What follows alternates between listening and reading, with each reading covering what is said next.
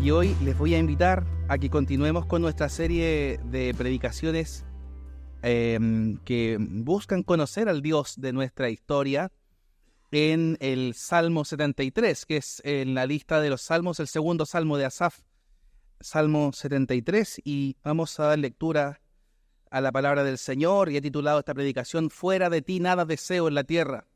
Fuera de ti nada deseo en la tierra. Dice el Salmo 73, Salmo de Asaf: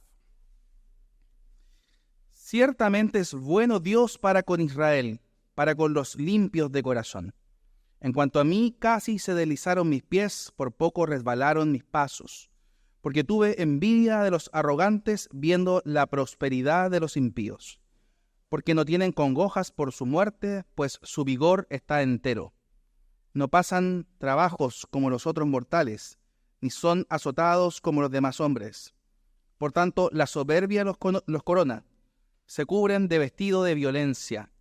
Los ojos se les saltan de gordura, logran con creces los antojos del corazón. Se mofan y hablan con maldad de hacer violencia, hablan con altanería, ponen su boca contra el cielo y su lengua pasea la tierra. Por eso Dios hará volver a su pueblo aquí, y aguas en abundancia serán extraídas para ellos. Y dicen: ¿cómo sabe Dios? Y hay conocimiento en el Altísimo. Y aquí estos impíos, sin ser turbados del mundo, alcanzaron riquezas.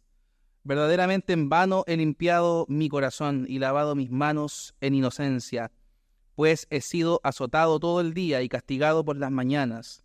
Si dijera yo, hablaré como ellos, he aquí a la generación de tus hijos engañaría.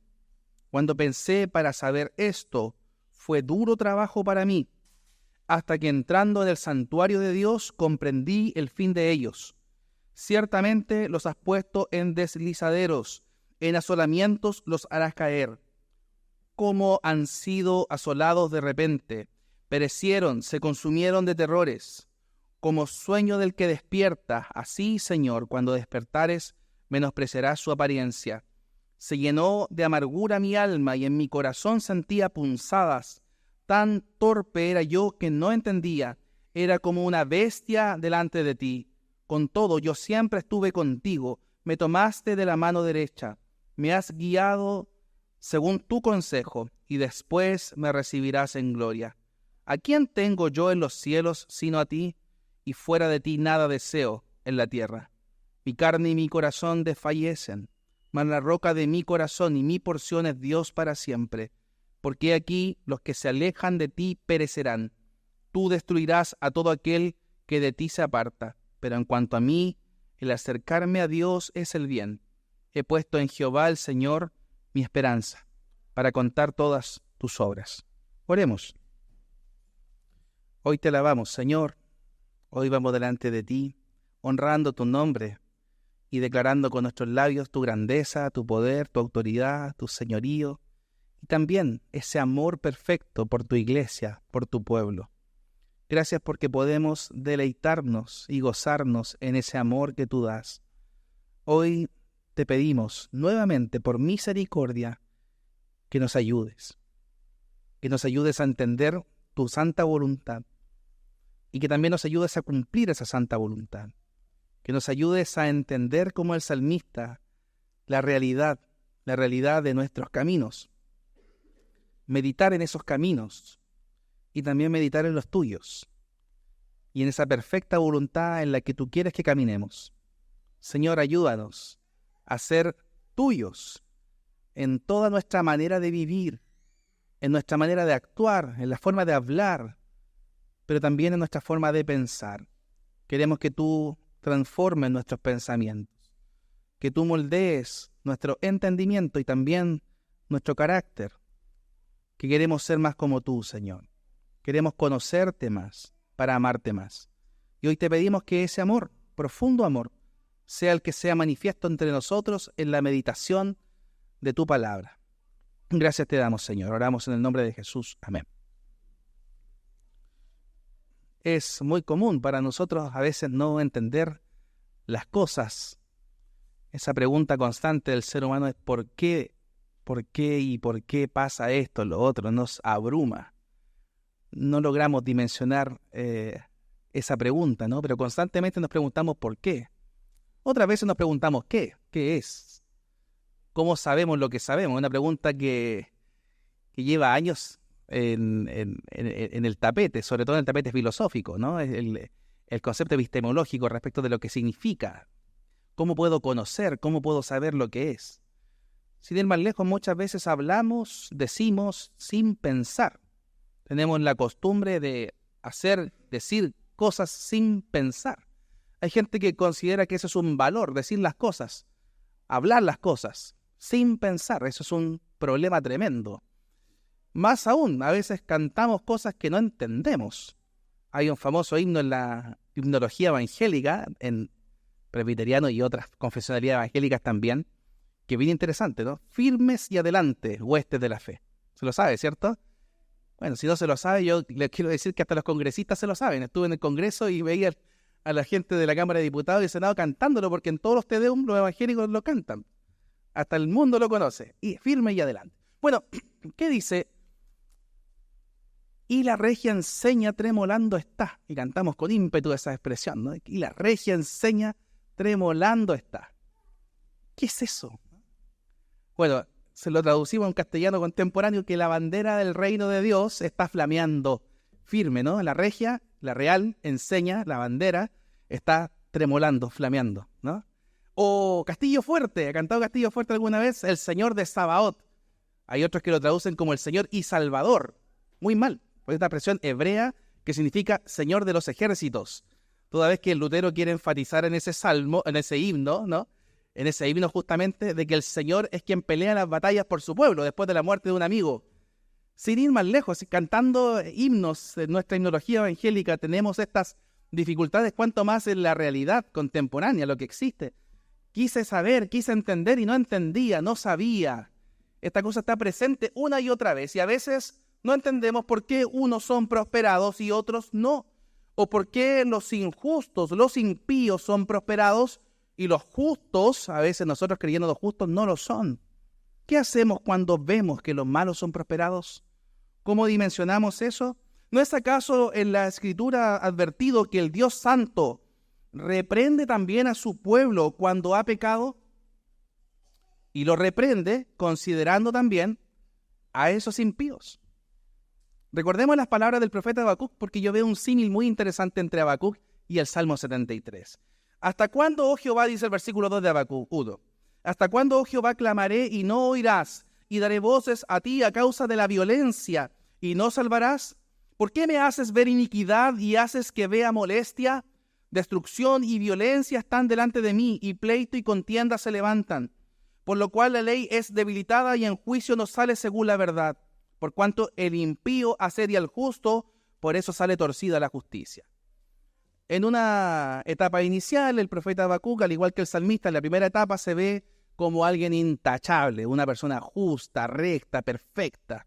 Y el impío prosperado, el impío bendecido, con abundancias, con bendición, aparentes bendiciones. ¿No es soberbio acaso declarar que los injustos nos asedian a nosotros, hermano?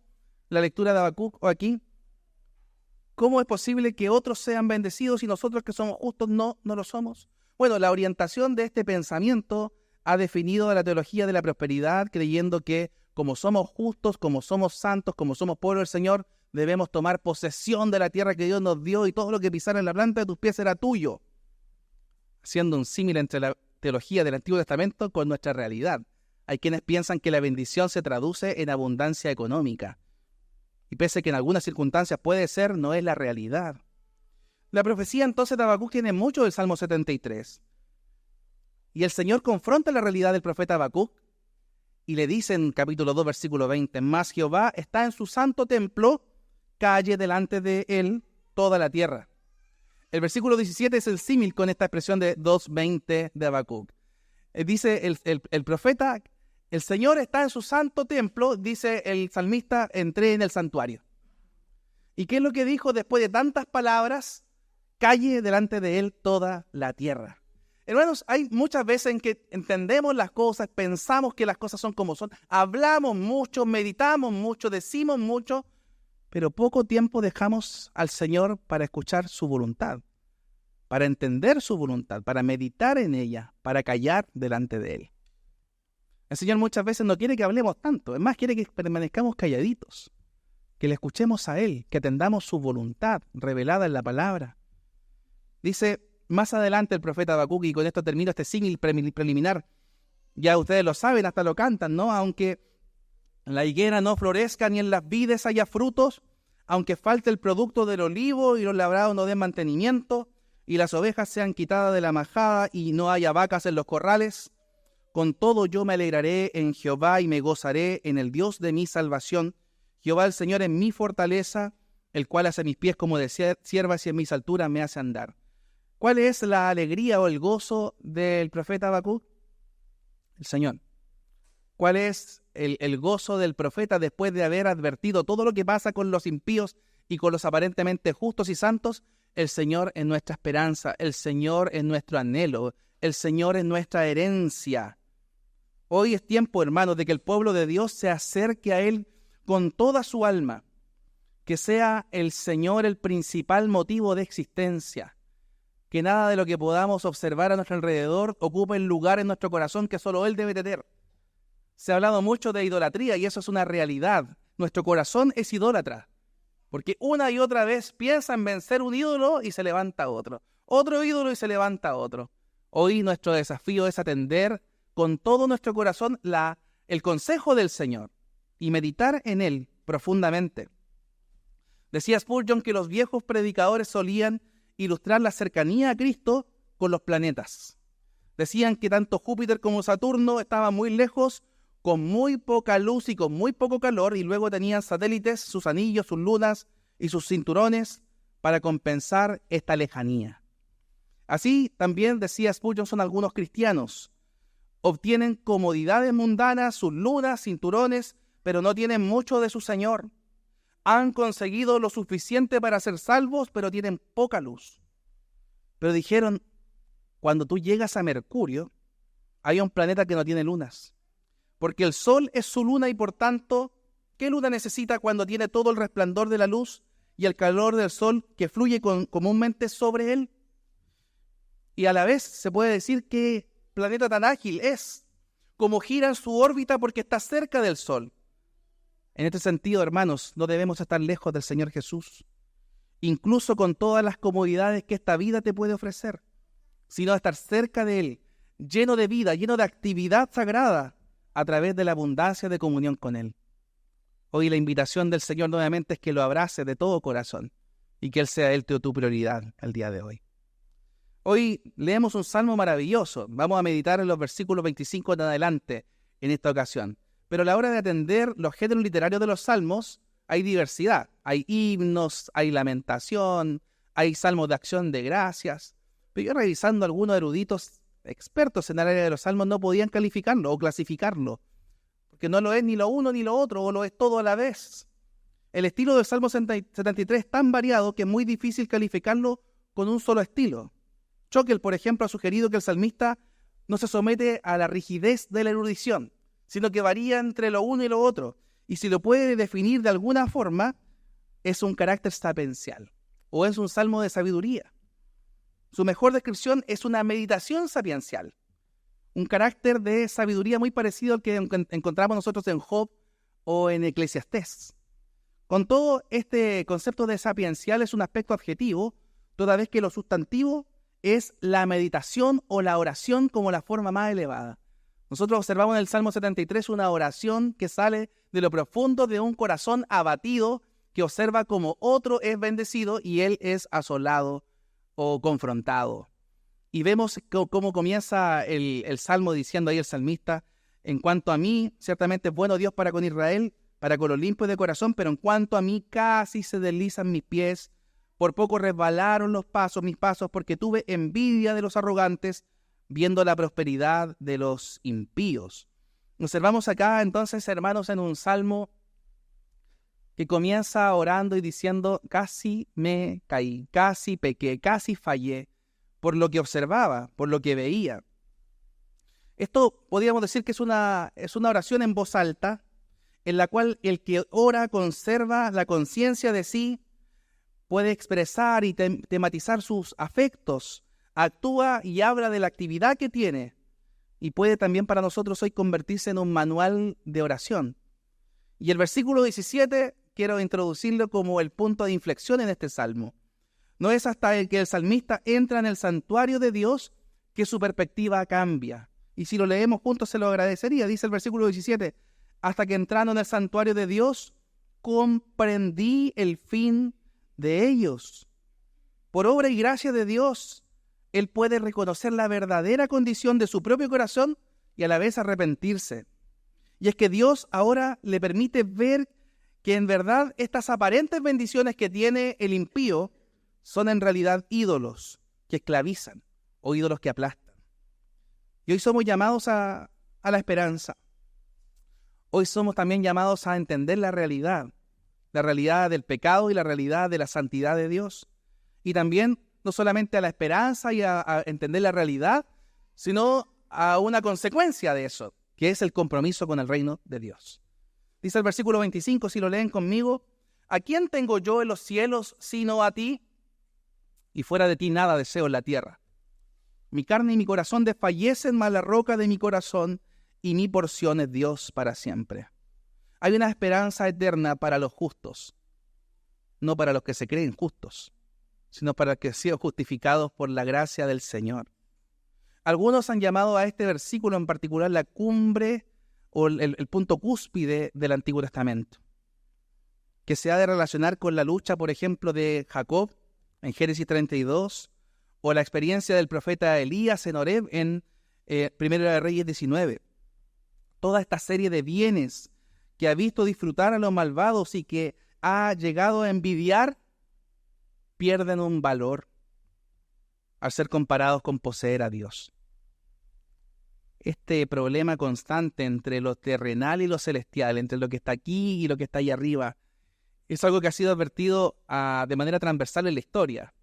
El piso de arriba y el piso de abajo, lo santo y lo profano, la verdad y la mentira, la realidad y la superficialidad. Hay quienes piensan que todo lo que podemos entender y la realidad de nuestra naturaleza pecaminosa solamente la podemos observar mirando hacia allá. Y eso lo dice la Escritura y lo confirma el apóstol Pablo, eso lo confirma San Agustín de Hipona y después más adelante tanto Lutero como Calvino.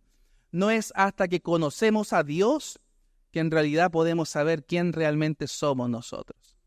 Si no hemos mirado a Cristo y si el Señor no ha despertado nuestro corazón, no nos ha vivificado el alma, el corazón, si Él no nos ha dado vida, es imposible ver y entender la realidad.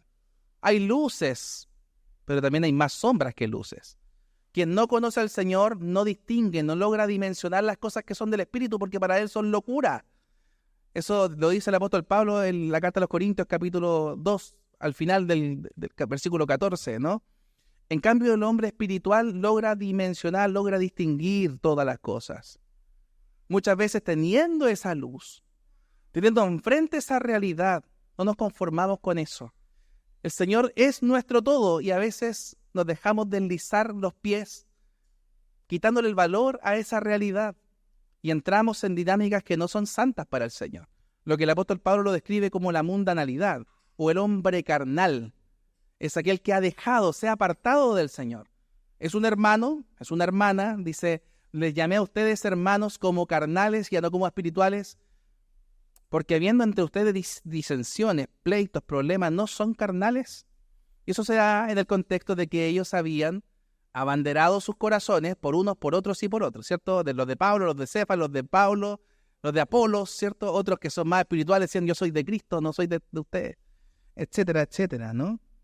Pero aquí nosotros encontramos el contraste, ¿no? La porción, la herencia, lo en realidad que confronta esa realidad pecaminosa, como Dios se ha ofrecido en su persona, en su pura persona, aboliendo todo lo demás. Así también ahora el salmista entra en su ser personal, aboliendo tanto la carne como la mente. Lo íntimo de su ser personal descubre y declara ahora que su porción o posesión es Dios en persona, y eso es para siempre, en mi herencia para siempre. Ahora, en la realidad de la vida, en el devenir, aquel hombre que sufre gravemente no aguarda ser sanado, renuncia a cualquier manifestación de clemencia que pudiera producirse en este mundo. Por encima de todo desfallecimiento corporal, tiene puesta su mirada en esa herencia celestial, en la indestructible certidumbre que dimana de esa perspectiva y que asegura que el presente es nuestra realidad de Dios. Mi roca y mi porción es el Señor para siempre. Hay momentos en que las cosas no se van a dar como nosotros queremos. Lo hemos mencionado varias veces, ¿no? Oramos por cosas, oramos por situaciones, oramos por respuestas a necesidades que tenemos reales y con profundidad del corazón. Oramos y el Señor responde. Muchas veces responde no, pero te dice, yo estoy contigo. El Señor te reitera que su amor no se ha alejado de ti. Y aunque las cosas no son como nosotros queremos, aunque la higuera no florezca ni en las vides haya frutos, con todo yo me alegraré en Jehová. Y es fácil decirlo hoy, otra cosa es con guitarra, otra cosa es recibir la noticia de la enfermedad, otra cosa es recibir la noticia que se acabó el trabajo, o que la situación económica está más o menos no va, o que el conflicto familiar no se resuelve. Otra cosa es vivir la aflicción, pero el Señor te dice nuevamente, no te dejaré ni te abandonaré. Yo estoy contigo todos los días hasta el fin del mundo. Esa es tu porción, esa es tu herencia, esa es tu alegría y ese es tu verdadero gozo. Las cosas de este mundo nos pueden dar gozo y tranquilidad, pero solo en el Señor hay verdadero gozo y verdadera esperanza. Mi roca y mi porción es el Señor para siempre. Y el versículo 27 lo leemos juntos. Les invito a que lo vean conmigo, porque aquí los que se alejan de ti perecerán. Tú destruirás a todo aquel que de ti se aparta. Hay una realidad ineludible para los impíos. Hay una realidad ineludible para quienes se alejan del Señor. Hemos notado el contraste entre la profecía de Habacuc y el Salmo 73. Este hecho de considerar la prosperidad de los malos, de ver cómo crecen sus arcas, acumulan aparente felicidad, ahora es contrastada con aquel que lo llena, como dice Pablo en Efesios, aquel que lo llena todo en todos. ¿Hay algo en este mundo que pueda compararse a la gracia de Dios? ¿Hay algo en este mundo que pueda equipararse a su abundante amor y misericordia? Hermanos, la respuesta siempre es no. Y aunque te esfuerces en equiparar el amor de Dios con algo, no lo vas a encontrar. Ese vacío que a veces está en el corazón y que siempre está en el corazón cuando no se busca a Dios, no se va a llenar con nada más que con Él. Vemos cómo el salmista aquí es confrontado en el santuario de Dios y cómo es Dios que lo hace comprender la realidad ineludible de los malvados. Entonces, respecto de mí, dice en el versículo 17, comprendí entrando en el santuario de Dios. No hay posibilidad de entender la realidad del pecado del mundo y del pecado del propio salmista sin entender y sin ver y sin dimensionar y ser confrontado con la santidad de Dios. Delante de Él calla toda la tierra y delante de Él no hay quien pueda permanecer de pie. Los arrogantes son destruidos, los soberbios son contrastados, son vencidos. Y esa arrogancia y esa soberbia muchas veces también está en nosotros. Hombres y mujeres renovados por el Señor, regenerados por la gracia de Dios, hemos conocido sus caminos, hemos sido llamados a la santidad y por nuestra tosudez, nuestra insensatez se nos olvidan las cosas a las cuales el Señor nos llamó, que es caminar en Él. Aquí encontramos dos contrastes. El versículo 12 y el versículo 27 tienen dos expresiones similares. He aquí. El he aquí del versículo 27 contrapesa a este que he aquí del versículo 12, provisorio, falso. Porque aquel era un balance preliminar hecho con datos parciales que tenía el salmista en ese momento. Mientras que ahora tiene todos los datos, toda la información, el definitivo en Dios. El fin de los pecadores es, hermanos, la destrucción y el tormento, y nadie puede evadirlo. Pero aquí está la clave para nosotros del Evangelio. Dice Romanos 8, ¿qué pues diremos a esto? Usted lo sabe, si Dios es por nosotros, ¿quién contra nosotros?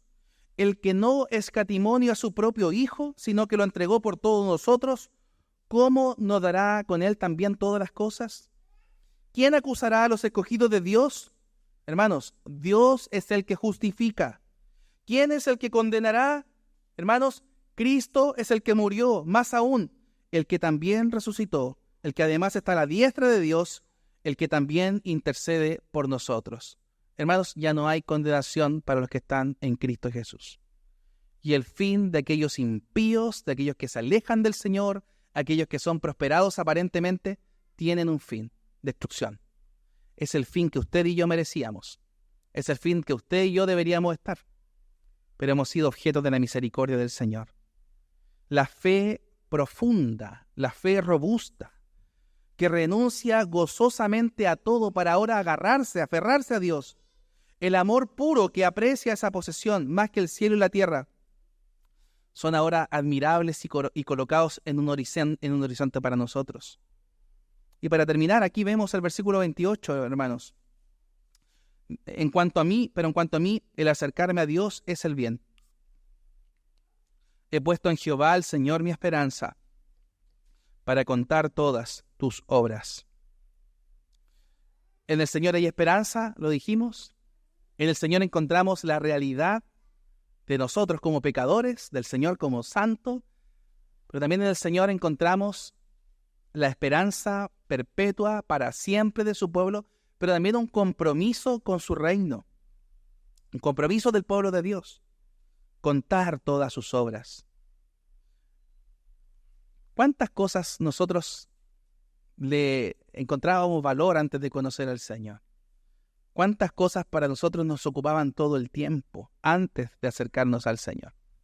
Íbamos caminando hacia un lugar completamente perdidos, sin rumbo, sin dirección.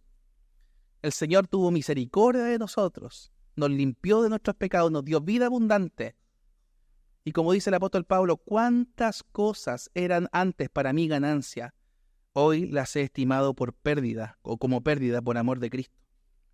Y dice aún más en Filipenses, y ciertamente aún estimo todas las cosas como pérdida por la excelencia del conocimiento de Cristo. Cristo Jesús mi Señor, por amor del cual lo he perdido todo y lo tengo por basura para ganar a Cristo y ser ahora hallado en Él, no teniendo mi propia justicia que es por la ley, sino la que es por la fe en Cristo, la justicia que es de Dios por la fe. Ninguna cosa, ningún título, ninguna cuenta bancaria, ninguna familia feliz y perfecta se compara con aquel inmenso amor que Dios tuvo y tiene por ti. Acá el Salmo se nos presenta como un manual de oración, pero también como un manual de acción, como una orientación para la meditación diaria, para la contemplación, para la oración. Debemos orar y entender que Él es nuestra herencia, que Él es nuestro tesoro más preciado y que no hay valor en esta vida que se compare con Él. Agustín decía, por encima de todo lo que Dios da a buenos y malos, de lo que a veces quita también a buenos y malos, por encima de todo eso, reserva algo para los buenos, que es a sí mismo, el Señor. Por tanto, aquí Jesucristo es el giro definitivo, es el supremo definitivo, porque en todas las cosas y opiniones acerca de fe y de vida, porque en todas las controversias son contenidas y vencidas, adquiridas ahora aquí a partir de un mundo visible, todas las cosas son derribadas. En Él, el cristiano experimenta el milagro de la comunión con Dios, esa comunión que supera todos los padecimientos, incluso también la muerte. Hoy recuerdo esas palabras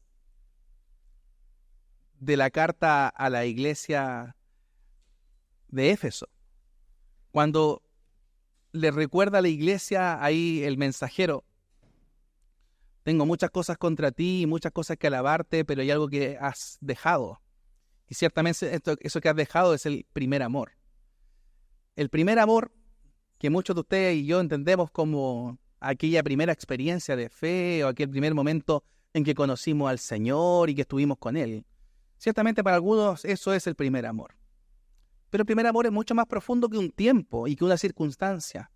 El primer amor es Cristo el Señor. Y el pecado de la iglesia no fue dejar aquella experiencia pasada, sino dejar de mirar a Cristo como lo principal en su vida. Tenemos una esperanza a la cual hemos sido llamados. Tenemos un deseo profundo de conocerle más y más. Pero es solo, hermanos, a través de la sangre de Cristo que los que están lejos pueden acercarse a Él.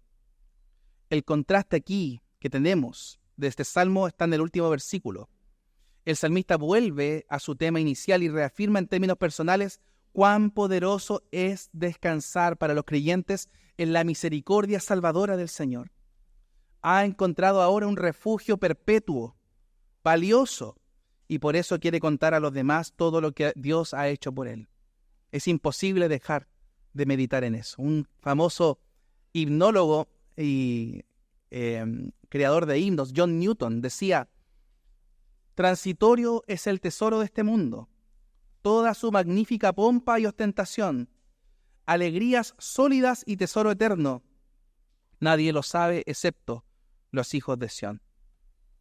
Amados hermanos, por la misericordia de Dios no hemos sido consumidos. En nuestra insensatez y pecado, en nuestras concupiscencias e iniquidades, el Señor nos ha mirado con amor. Es hora de ver al Señor en su misericordia y fidelidad. Decía Spurgeon: al que me ha impedido caer, cuando mis pies casi se han ido y mis pasos casi han deslizado, hermanos, para Él sea la gloria por siempre.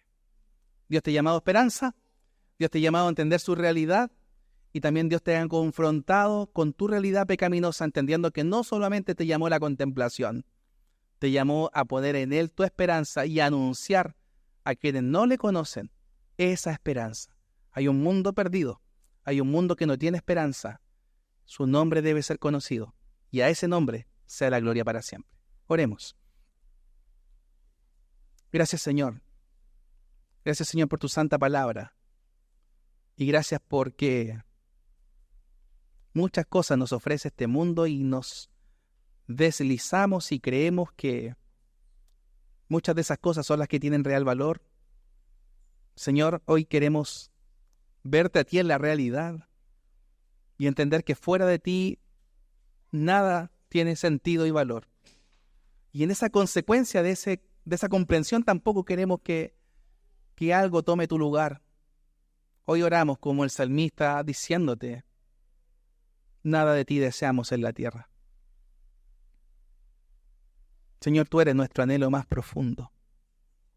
Y queremos que esa sea una realidad constante, que sea aquello en lo que meditemos hoy. Señor, fuera de ti nada deseo en la tierra. Señor, ayúdanos a que esa sea nuestra esperanza, nuestra constante oración, nuestra meditación, nuestra porción eres tú, Señor. Gracias por tu santo evangelio, porque un día no teníamos esperanza, porque un día estábamos perdidos. Tú tuviste de nosotros misericordia. Gracias, Señor, por tu amor por tu pueblo. Gracias por ser parte de ese pueblo. Ayúdanos, Señor, alúmbranos, oriéntanos.